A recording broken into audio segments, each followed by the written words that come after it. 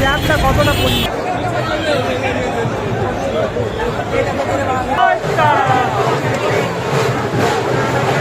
মানে এখান থেকে ভিড়টা এত লেভেলের, মানে কিছু ধরনের কোনো গাড়ি যাওয়া যাচ্ছে না, এতটাই ভিড়।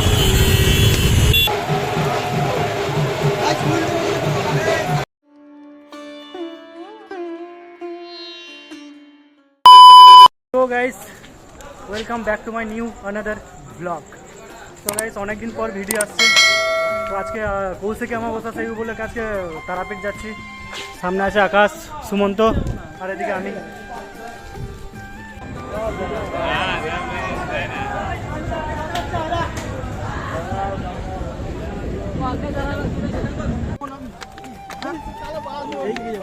এইখান থেকে তোর স্টেশনটা পেরিয়ে হয়ে যাবে। সো গাইস, এই মুহূর্তে ট্রেন থেকে নামলাম তারাপীঠ স্টেশনে। ঠিক আছে, এখান থেকে যাব তারাপীঠ সোজা। গাইস, এখানে ছেলেগুলো মিষ্টি পান খাবে বলে এখানে এই দোকানে দাঁড়িয়েছে। ঠিক আছে, নাম করা পান বলছে, কাকা দিচ্ছে মিষ্টি পান। সেটা বসে আছে ফাঁক অপেক্ষায় ফাঁক কইও। ভাই আসা পান। আর এটাকে বটে বলতো চপ। চপ বেটা, চপ বেটা।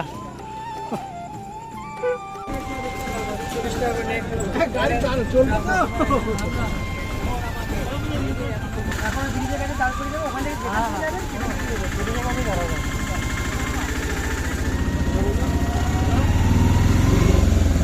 গাইস, এখান থেকে জামটা দেখো জাস্ট, মানে অনেক দূর থেকে জামটা লেগেছে। বাট মনে হয়, আমার মন বলছে এখান থেকে পুরো মন্দির পর্যন্ত মনে হয় জ্যাম।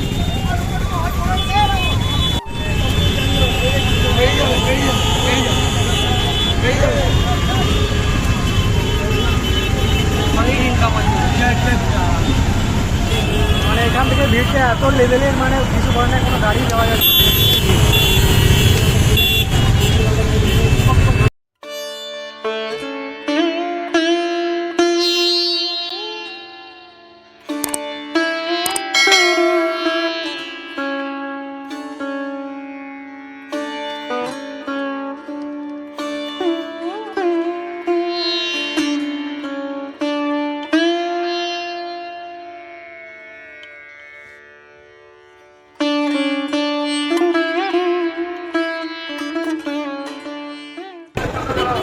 চরম লেভেলের ভিড়। ঠিক আছে, এখানে ওটা সাইডটা দেখো যে জ্যামটা কতটা পরিমাণ।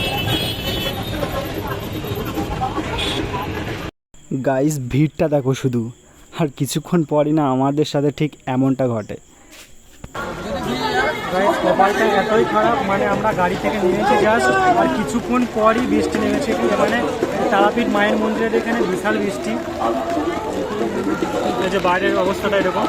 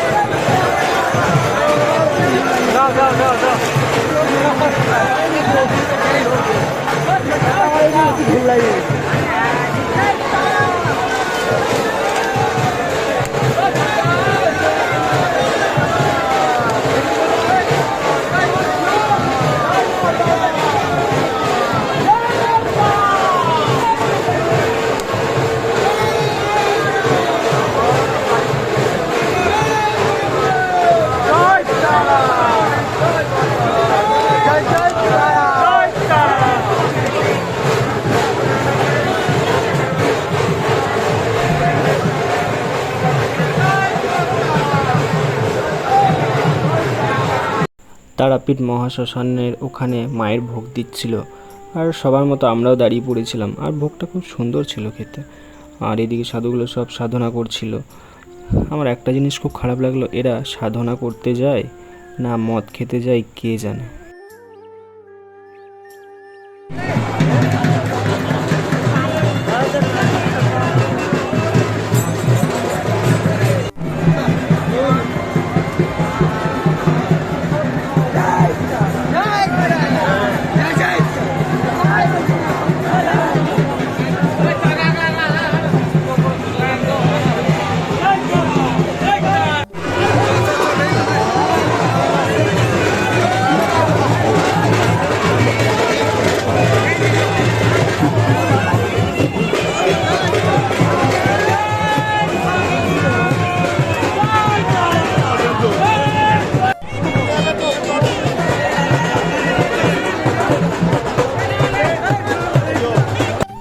এই যে তোমরা এখন যে জায়গাটা দেখছো সেখানে সব মৃতদেহগুলো পোড়ানো হয়। হ্যাঁ, একটা উঁচু স্তম্ভের মতো পাহাড়ের মতো হয়ে গেছে, সেই ওপরেই দাঁড়িয়েছে আমরা, আর চারিদিকে সব সাধুগুলো সব যজ্ঞ করছিল।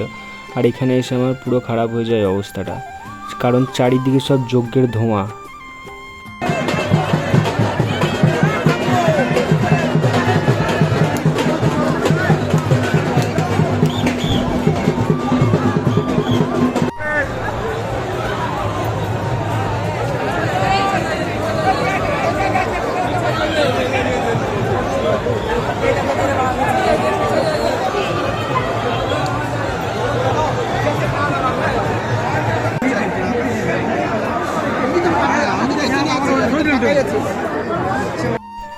গাইস, এটাই হচ্ছে সেই জায়গা যেখানে সাধক বামাখ্যাপা সাধনা করতেন এবং মা তারার দর্শন পেয়েছিলেন। আর এখানেও সেই লেভেলের ভিড় ছিল।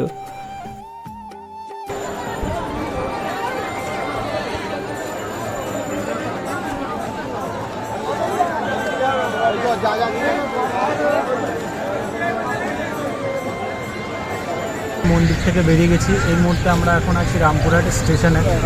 এখানে এত ক্রাউড ছিল না, মানে এত মানে তারাপীঠের যে মেন মহাশ্মশানটা আছে ওখানে ছিলাম, মানে ভিড়ের মধ্যে যে ঠেলাঠেলি মানে ধাক্কা দিয়ে মানে ওখানে আর থাকলাম না, সেই জন্য আমরা রামপুরহাট স্টেশনে চলে এলাম। আর আমাদের ট্রেন ঢুকছে, তারপরে আমরা যাবো সাঁইথিয়া, ওখান থেকে সোজা বাড়ি যাব।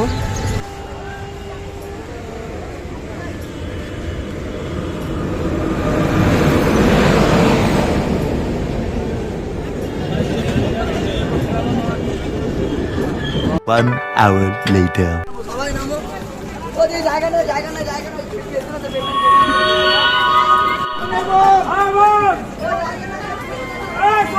ঢুকছে দেখ।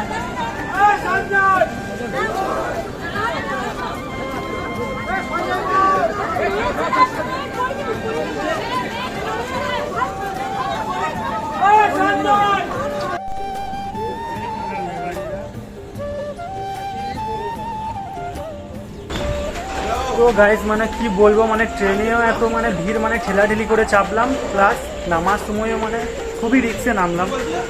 তো আজকে অবশ্য কৌশিকে অমাবস্যা ছিল, সেই জন্য অবশ্য ভিড় হয়েছিল। তারাপীঠে ভিড়টা সেই লেভেলেরই ছিল, মানে বিশাল ভিড় ছিল, প্লাস ওখানে আবার বৃষ্টি পড়েছিল, তোমাদের সেটা বুঝতে পারবে, ওখানে ভিডিওতে নিয়েওছি। আর ওখানে অনেক ক্লাউড ছিল, তো সেই জন্য অনেক মানে ভয়েস নিতে পারবো না, ভয়েস ওভার দিতে হবে, তো এক্সট্রা ভয়েস দেবো, চাপ নেই। তো চলো ভিডিওটা আজকে এই পর্যন্তই, সাবস্ক্রাইবটা করে দাও, ঠিক আছে? চলো আজকের মতো টাটা। আর এখন টাইম হচ্ছে 4:19, এখন টাইম হচ্ছে 4:19। এই মুহূর্তে সাঁইথিয়াতে এসে পৌঁছালাম, তো গ্যারেজে গাড়ি রাখা আছে, গাড়ি নেবো, দেন বাড়ি চলে যাবো, ঠিক আছে? চলো, good night, love you all. The next day. Good afternoon, কারণ এখন বাজছে দুপুর 12:30। হ্যাঁ, কারণ হচ্ছে কালকে ওই 5টা সামথিং এরকম করে বাড়ি ঢুকেছিলাম ভোরে। কালকে কেন বলছে, আজকে 5টা সামথিং করে বাড়ি ঢুকেছিলাম, ঠিক আছে? তো ব্যাপারটা কী হয়েছে, কালকে তো তোমরা দেখতেই পাবে ভিডিওতে, তারা যে কালকে কৌশিকে অমাবস্যা ছিল, সেখানে কতটা ভিড় ছিল, ক্রাউড ছিল। আজকে যখন ট্রেনে আসছিলাম ওই কাঞ্চনকন্যা এক্সপ্রেসে, তখন হঠাৎ করে না সৌরভদার সাথে দেখা হয়েছিল। তো ট্রেনের মধ্যে না সেই লেভেলের ভিড়, মানে সেই লেভেলের ভিড় ট্রেনে। তো কি করব, আমি দেখতে পেয়েছি সৌরভদাকে, মানে তোমরা সবাই চেনো আশা করছি, ওই দাদাটার নাম, চ্যানেলের নাম হচ্ছে SRV, তোমরা সবাই চেনো হয়তো। ওই ভিড়ের মধ্যে ভিডিও করিনি, আর এতটাই ভিড় ছিল, মানে সব ধাক্কাধাক্কি দিয়ে ট্রেনে উঠছিল সব। যারা যারা চ্যানেলটা সাবস্ক্রাইব করোনি এখনও পর্যন্ত, চ্যানেলটা সাবস্ক্রাইব করো, তবেই আমি মোটিভেট হবো যে ভিডিও বানানোর জন্য। তোমরা এখনও পর্যন্ত চ্যানেলটা সাবস্ক্রাইব করছো না, করে দাও, এটাই বলার ছিল। চলো দেখা হচ্ছে খুব তাড়াতাড়ি পরের ভিডিওতে, ওকে, টাটা।